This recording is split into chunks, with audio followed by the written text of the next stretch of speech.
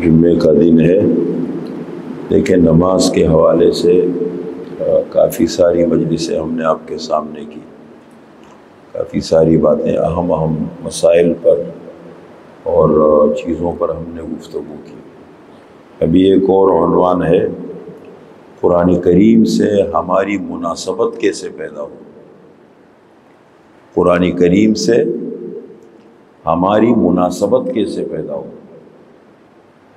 کیونکہ دیکھیں ہم تو مستقل ایک ماحول میں لگے رہتے ہیں، کوشش ہماری ہوتی ہے، ہر قسم کے لوگوں سے واسطہ پڑتا ہے اور دیکھتے رہتے ہیں، تو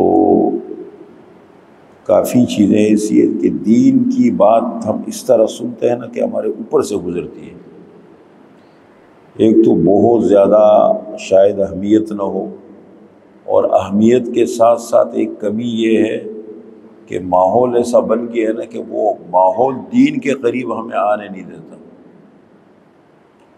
خاص طور پر ہمارے بچے جو اسکول، کالج، یونیورسٹیوں میں پڑھتے ہیں نا، وہ بالکل دینی اصطلاحات سے محروم ہو گئے۔ اس کو بولو فرض کس کو کہتے ہیں، تو شاید ادھر بھی بہت کم لوگ فرض کی اچھی تعریف کر سکیں۔ واجب کس کو کہتے ہیں، اسلام کی ایک اصطلاح ہے سنت، سنت کس کو کہتے ہیں، سنت مؤکدہ کس کو کہتے ہیں، سنت غیر مؤکدہ کس کو کہتے ہیں، حرام کس کو کہتے ہیں، مکروہ کس کو کہتے ہیں، مکروہ تحریمی کس کو کہتے ہیں، مکروہ تنزیہی کس کو کہتے ہیں، مباح ہے، مستحب ہے۔ یہ چند اسلامی اصطلاحات ہیں۔ جتنے بھی احکام ہیں اللہ تعالیٰ کے اوامر ہیں، جن چیزوں کا اللہ نے کرنے کا حکم دیا، یہ کام کرو، وہ یا فرض ہوگا وہ کام، یا وہ سنت ہوگا، یا وہ مستحب ہوگا، یا وہ سنت مؤکدہ ہوگا، یا سنت غیر مؤکدہ ہوگا، مباح ہوگا یہ، یا پھر وہ نہ کرنے کے کام ہے کہ یہ مت کرو، حرام ہوگا، مکروہ ہوگا، مکروہ تحریمی ہوگا، مکروہ تنزیہی ہوگا۔ یہ احکام ہے، اور یہ ہم اپنی زندگی میں کر رہے ہوتے ہیں۔ ایسا نہیں ہے کہ اس کو لیے کوئی ذہن بنانا، یہ ہم 24 گھنٹے کی زندگی میں کر رہے ہیں۔ حلال ہے، حرام ہے، جائز ہے، ناجائز ہے، صحیح ہے، غلط ہے، کر رہے ہوتے ہیں۔ لیکن اس کو کے دیکھیں، میں کہتا ہوں یہ ڈیسک رکھا ہے، اب کوئی اس کو لکڑی بھی سمجھتا ہے، جو سمجھدار ہے وہ اس کو چیک بورڈ بھی سمجھتا ہے، وہ کہتے ہیں چیک بورڈ ہے، تو پتہ تو لگ جاتا ہے نا ہر چیز کا۔ تو یہ بہت ضروری ہے کہ ہم ایسے ماحول میں بیٹھ کے ان اصطلاحات کو سمجھیں اور ایک ایک لفظ کر کے یاد کریں۔ اب قرآن کریم میں کل الفاظ کتنے ہیں؟ اب اس دن ایک بچہ آیا میرے پاس، بڑی عمر کا ہے، تقریباً 20 سال کا ہوگا، کہتے میں قرآن مکمل پڑھ چکا ہوں۔ میں نے قرآن میں امتحان لیا تو بیچارے کا قرآن انتہائی کمزور تھا، یعنی بالکل نہ پڑھنے جیسا، پڑھنے میں بڑی جھجک محسوس کر رہا تھا، رک رک کے پڑھ رہا تھا، الفاظ بالکل زبان پہ نہیں آ رہے تھے، اور الفاظ پڑھنے میں بڑی مشکلات کا سامنا تھا۔ میں نے کہا آپ نے کیسے قرآن پڑھا ہے؟ ابھی پھر میں نے اس کو بولا تم ایک کام کرو، کچھ وقت کے لیے تم میرے پاس آیا کرو، تم قاعدہ پڑھنا شروع کرو۔ ابھی اس کو پہلی تختی ہم نے 29 حروف ختم کرا ہے، ایک ایک کر کے، اب جا کے اس کی زبان اچھی چلنی شروع ہوگی۔ تو یہ چیزیں اصل میں جب شروع سے ماحول ہے نا، ہمارے ہاں گھروں میں جو قرآن پڑھایا جاتا ہے، اب تو مدرسوں میں بھی، وجہ یہ ہے کہ مدرسوں میں بھی بچے آتے ہیں نا، وہ ماحول سنجیدہ رہا نہیں۔ ایک سنجیدہ ماحول ہو، تھوڑا تھوڑا کر کے باقاعدہ پڑھے، زیادہ نہیں، ہلکا ہلکا پڑھیں۔ دیکھیے جلدی کبھی نہیں کرنا چاہیے، ہم کر رہے ہیں کام، آہستہ آہستہ کرتے رہے زندگی میں۔ اگر ہم دین کے طالب علم ہیں اور اس حالت میں ہماری موت آ گئی، آپ صلی اللہ علیہ وسلم فرماتے اس کے لیے جنت ہے۔ اگر ایک بندہ کسی بھی عمر میں ہو، مرد ہے، عورت ہے، بڑی عمر میں، چھوٹی عمر، اپنا لگا ہوا ہے کہ تھوڑا بہت سیکھ رہے، پڑھ رہے، اور طالب علم ہے، وہ اللہ کی راہ میں، اللہ کے راستے میں، لیکن یہ چیزیں بہت ضروری ہیں۔ میں بھی سمجھتا ہوں، دیکھیے قرآن کے درس جو ہم دے رہے ہوتے ہیں، الحمدللہ ہمیں تو بیان کرنے میں کوئی مشکل اس لیے کہ ہماری فیلڈ ہے، ہمارا شعبہ ہے، ہم اس سے وفادار بھی ہیں اور الحمدللہ اللہ نے سمجھ بھی دی ہے۔ یہ درس اس طرح نہیں دیے جاتے، اس کی باقاعدہ تیاری ہوتی ہے، اس کو باقاعدہ پڑھا جاتا ہے، اس میں باقاعدہ سوچا جاتا ہے، لیکن ہمارے یہاں کا جو باہر کا ماحول ہے وہ الگ ہے، قرآن کا ماحول الگ ہے۔ انگریز نے اتنی محنت کی ہے، اتنی محنت کی ہے کہ انہوں نے پورا ماحول ہمارا اوپر سے نیچے تک چھین لیا، پورا۔ ہمارے اسکولوں میں جو بچوں کی تربیت ہوتی ہے، ان کی ذہن سازی ہوتی ہے، یہ اس وقت اقبال نے کہا تھا یہ سوچ۔ اب تو بالکل ہی دیکھیں نا، ہم کہتے ہیں پاکستان بن گیا ہے، پاکستان آزاد ہو گیا ہے، یہ بات تو میں سمجھتا ہوں کہ اگر ہماری مولویوں کی بات لوگ نہ سمجھے نا تو یہ قبروں میں سمجھ آئے گی۔ ہم آزاد نہیں ہیں، انگریز نے اور مضبوط رسی ہمیں لگا دی، اپنے لوگ پیدا کیے، اپنا سسٹم بنایا، وہ لوگ ہمارے اوپر بٹھا دیے، وہ ان کے کارندے ہیں، ان کے بندے ہیں، ان کے لیے کام کر رہے، ان کے وفادار ہیں۔ دین کے وفادار نہیں ہیں، وہ ان کے وفادار ہیں، ان کے لیے کام کر رہے ہیں، اور اندر انگریز کا سارا سسٹم چل رہا ہے، سارا نظام ان کا چل رہا ہے۔ ہم کہتے ہیں ہم آزاد ہیں، یہ ہماری سوچ کی بہت بڑی کمی ہے۔ اس لیے کہ ہمارے بچے دیکھیں نا، اب اسکولوں کے اندر کم از کم بچے بہت زیادہ ایک ماحول بہت گیپ آ رہے ہیں۔ میں آپ کو دعوے سے کہتا ہوں کہ کبھی آپ نوجوان بچوں کو اے لیول کے بچوں، سمجھدار بچوں کو لا کے میرے ساتھ، میں ایک مرتبہ آپ کے سامنے اس سے نماز سنتا ہوں، الا یہ کہ وہ بچے جو کسی دینی ماحول کے ہو، جن کے ماں باپ دینی سوچ رکھتے ہیں، ان کے گھر کا ماحول قدر بہتر ہے، وہ بچے تو ماشاءاللہ پھر بھی گزارا ہے، لیکن ہمیں نہیں پتہ۔ جب ہماری اپنی اچھی تربیت نہیں ہے بہت زیادہ، تو پھر ہم اپنے بچوں کو بہت اچھی تربیت کیسے دیں گے؟ اس لیے بہت اہم چیز ہے۔ اب قرآن کریم میں کل الفاظ کتنے ہیں؟ اب اگر میں آپ حضرات سے یہ کہوں الفاظ، لفظ، کل الفاظ کتنے ہیں، تو شاید میرا یہ جملہ سمجھنا آپ کو تھوڑا سا مشکل پڑے گا، شاید آپ کو مشکل لگے۔ الفاظ کس کو کہتے ہیں؟ قرآن کریم میں کل الفاظ کتنے ہیں؟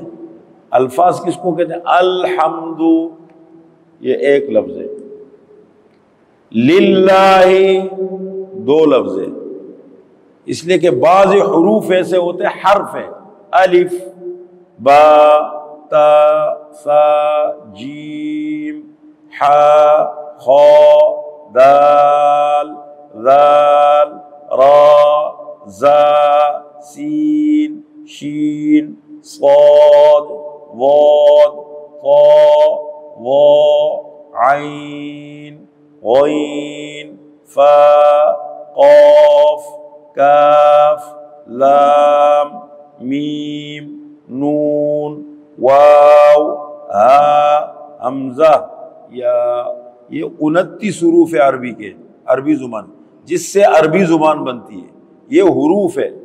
ان حروف میں بعضی حروف ایسے ہیں جو با معنی ہے، جو معنی رکھتے ہیں۔ لام کے معنی ہے کے لیے، ہے حرف ہے لیکن معنی رکھتے ہیں۔ لام کے معنی کے لیے، للہ، اللہ کے لیے، بسم اللہ، با کا معنی ہے ساتھ، بسم اللہ، اللہ کے نام کے ساتھ۔ تو بعض حرف ہوتے ہیں لیکن وہ بھی معنی رکھتے ہیں۔ تو الحمد ایک لفظ ہے قرآن کریم کا، للہ دو لفظ ہے، لام الگ ہے اور لفظ اللہ الگ ہے۔ اسی طریقے سے رب یہ ایک لفظ ہے، العالمین ایک لفظ ہے، الرحمن، الرحیم، یہ الفاظ ہے قرآن کریم کے۔ اور آخری لفظ قرآن کریم کا کیا ہے؟ آخری لفظ ہے الناس، من الجنتی والناس۔ من الجنتی میں من الگ ہے، الجنتی الگ ہے، الناس یہ الگ ہے۔ کل الفاظ قرآن کریم میں بنتے ہیں 78,000، 78,000 الفاظ بنتے ہیں۔ پھر ان میں بعض الفاظ ایسے ہیں جو بار بار آتے ہیں، الحمد بار بار آیا ہے، للہ لام بار بار آیا ہے، لفظ اللہ قرآن کریم میں بار بار آیا ہے، رب کا لفظ قرآن کریم میں بار بار آتا ہے، العالمین کئی بار آ رہا ہے، الرحمن بار بار آتا ہے، الرحیم آتا ہے، یہ الفاظ۔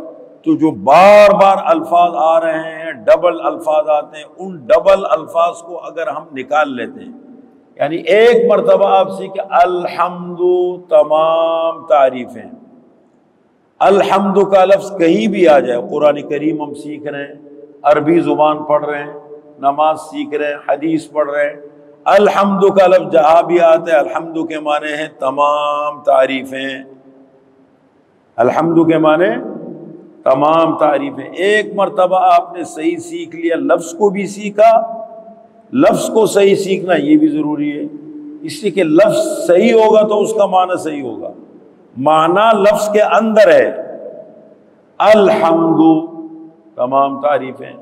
تو ڈبل الفاظ کو اگر ہم نکال لیتے ہیں تو کل الفاظ 78,000، ڈبل الفاظ کو نکالنے کے بعد بچتے ہیں 17,000 الفاظ، کل الفاظ بچ جاتے ہیں 17,000۔ اور پھر قرآن کریم کے جو گرامر کے اصول ہیں، یعنی جو عربی زبان کے گرامر کے اصول ہیں، کچھ گرامر کے اصول ہم سیکھ لیتے ہیں تو ہمارے پاس الفاظ بچ جاتے ہیں 4,500، 4,500 الفاظ ہمارے پاس بچتے ہیں، 4,500۔ یہ ہے پورا قرآن کریم کے اندر ٹوٹل الفاظ۔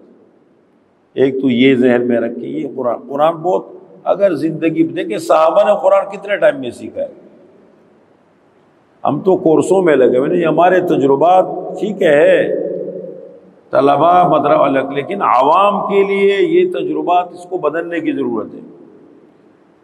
دین کے لیے ہم سنجیدہ ہو جائے، تھوڑا سا ٹائم دے، سبق کم لے، لیکن اس کو اپنے ماحول میں ذہن میں رکھے۔ قرآن کریم کتنے وقت میں اترا؟ اگر ہم سے کوئی سوال کرے، ہم سے کوئی پوچھے، اپنے مارکیٹ میں بیٹھتے ہیں، گھروں میں بیٹھتے ہیں، خاندانوں میں، ماحول میں، جگہ جگہ مسلمان آپس میں بیٹھتے ہیں، مجلسیں ہوتی ہیں، اس حوالے سے تو مجلسیں بہت کم ہوتی ہے، اس میں تو کوئی عام بندہ بھی ہمارے ماحول میں گھس جائے، اپنی تقریر جاڑ کے چلا جاتا ہے، ہمارا ذہن تو اس کی طرف جاتا نہیں ہے۔ لیکن یہ ہے کہ مثال کے طور پر اگر کوئی ہم سے سوال کرے کہ قرآن کریم کتنے وقت میں نازل ہوا، 23 سال میں۔ کتنے وقت میں؟ 23 سال میں۔ آپ صلی اللہ علیہ وسلم کی نبوت کا زمانہ ہے 23 سال۔ 40 سال کی عمر میں آپ صلی اللہ علیہ وسلم کو نبوت ملی، اور 40 سال کے بعد نبوت ملنے کے بعد 13 سال آپ صلی اللہ علیہ وسلم نے مدینہ منورہ میں گزارے، 13 سال مدینہ منورہ میں گزارے۔ اور قرآن کریم کی کل صورتیں کتنی ہیں؟ 114 صورتیں۔ الحمد پہلی صورت ہے، سورہ البقرہ دوسری صورت ہے، آل عمران تیسری صورت ہے، النساء چوتھی صورت ہے، المائدہ پانچویں صورت ہے، الانعام چھٹی صورت ہے، الناس سورۃ الناس آخری صورت ہے۔ 114 صورتیں ہیں، تو 86 صورتیں 86 صورتیں وہ مکی دور میں نازل ہوئی، ہجرت سے پہلے۔ مکی صورت کس کو کہتے ہیں؟ جو ہجرت سے پہلے نازل ہوئی۔ مکی دور میں قرآن کریم کی 86 صورتیں نازل ہوئی۔ 114 میں سے آپ 86 نکالیں، 28 صورتیں بچتی ہیں، 28۔ مدنی دور میں 28 صورتیں نازل ہوئی۔ مدنی دور کتنا ہے ہجرت کے بعد؟ 10 سال۔ مدنی دور ہے 10 سال، اور مکی دور ہے، جب کہا جاتا ہے مکی دور تو مکہ میں تو آپ نے 53 سال گزارے، جو 40 سال نبوت پہلے، نبوت ملنے سے پہلے، وہ نبوت کا زمانہ نہیں ہے۔ بات جب ہوتی ہے تو نبوت کے زمانے کی ہوتی ہے۔ تو 13 سالہ مکی دور ہے اور 10 سالہ مدنی دور ہے۔ 13 سال میں قرآن کریم کی 86 صورتیں نازل ہوئی اور 10 سال میں 28 صورتیں نازل ہوئی، لیکن مدنی صورتیں بڑی بڑی ہیں۔ اب آخری پارہ جب آپ اٹھائیں گے نا، 30واں پارہ جس کو ہم کہتے ہیں عامہ پارہ، 30ویں پارے میں کل صورتیں کتنی ہیں؟ 37 صورتیں ہیں صرف ایک پارے کے اندر۔ اور ادھر سے سورہ بقرہ کو آپ لے لیں، سورہ بقرہ 2.5 پارے ہیں۔ سورہ بقرہ شروع ہوتے پہلا پارہ، پھر اس کے بعد دوسرا پارہ مکمل، اور تیسرے پارے کے 7 رکوع ہیں، 286 آیتیں ہیں اور 40 رکوع ہیں، اور 30ویں پارے میں 39 رکوع ہیں اور 37 صورتیں۔ مدنی صورتیں بڑی بڑی ہوتی ہیں۔ تو اس طرح یہ چھوٹی چھوٹی ایک ایک چیز، یہ تو میں آپ کے سامنے گفتگو کر رہا ہوں، اس کا طریقہ یہ ہے کہ اپنی زندگی میں، اور یہ ماحول ہمارے بچوں کی طرف منتقل ہو جائے۔ دیکھیں ماں باپ گھر میں جب بھی تفسیریں کریں گے، یہ باتیں ہوں گی، آپ 1000 مرتبہ موبائل اٹھا لیں، اس پہ بہت سارے علماء ملیں گے، بہت سارے اسکالر ملیں گے، بہت سارے طرح طرح کے لوگ ملیں گے، طرح طرح کی معلومات ملیں گی۔ وہ اہمیت نہیں ہے، وہ ماحول نہیں ہے۔ اب میں نیٹ سے بہت فائدہ اٹھا لیتا ہوں، وجہ پیچھے کا میرا ماحول مضبوط ہے، میں نیٹ سے بہت زیادہ فائدہ اٹھاتا ہوں۔ مجھے کسی آیت کی ضرورت ہوتی ہے، مجھے کسی حدیث کی ضرورت ہوتی ہے، میں نیٹ پہ جا کر کے حدیث کھول لیتا ہوں۔ پہلے میں کتاب کھولتا تھا، کبھی کبھی ایک چیز کو ڈھونڈنے میں مجھے گھنٹے لگ جاتے تھے، ابھی میں کتاب فوراً کھولتا ہوں، حدیث نکال لیتا ہوں، پھر وہ حدیث یہاں چیک کرتا ہوں، یہاں سے چیک کرنے کے بعد جا کر کے پھر اصل جو کتاب ہوتی ہے وہ نکالتا ہوں، اور ادھر سے جا کے دیکھتا ہوں کہ کوئی الفاظ کا فرق تو نہیں ہے، کوئی جملوں میں الفاظ میں، جب بالکل تسلی ہو جاتی ہے، سکون ہو جاتا ہے، لیکن کام جلدی مل جاتا ہے، کام وہیں سے کرنا ہوتا ہے، یہاں ڈھونڈنے میں آسانی ہو جاتی ہے۔ تو میں یہ گزارش کرتا ہوں کہ ایسا قرآن سے ہماری مناسبت کیسے پیدا ہو جائے، یا دین سے ہماری، ہم اس وقت دین سننے والے ہیں، اگر ہمیں توفیق اللہ نے دی ہے، ہم علماء کی مجلسوں میں بیٹھتے ہیں، اچھے ماحول میں بیٹھتے ہیں، تو ہم دین سننے والوں میں سے ہیں، دین کو سنتے ہیں۔ دین کو باقاعدہ سنجیدگی کے ساتھ سیکھنا کس کو کہتے ہیں؟ کہ ہم باقاعدہ تھوڑا تھوڑا کر کے سیکھیں۔ سبحانہ، نماز پڑھتے سبحانہ ایک لفظ ہے، کاف دوسرا لفظ ہے، وبحمدک 4 الفاظ ہیں، واو الگ ہے، با الگ ہے، حمد الگ ہے، کاف الگ ہے۔ تو اس طرح قرآن سے ہماری مناسبت کیسے پیدا ہو جائے، یہ ایک عنوان ہے، انشاءاللہ اس پہ تھوڑی تھوڑی گفتگو کریں گے جمعے کے دن۔ آپ حضرات انشاءاللہ اس کو توجہ سے سنیں اور اللہ تعالی عمل کی توفیق بھی دے دیں، تاکہ آئندہ کے لیے ہم تھوڑا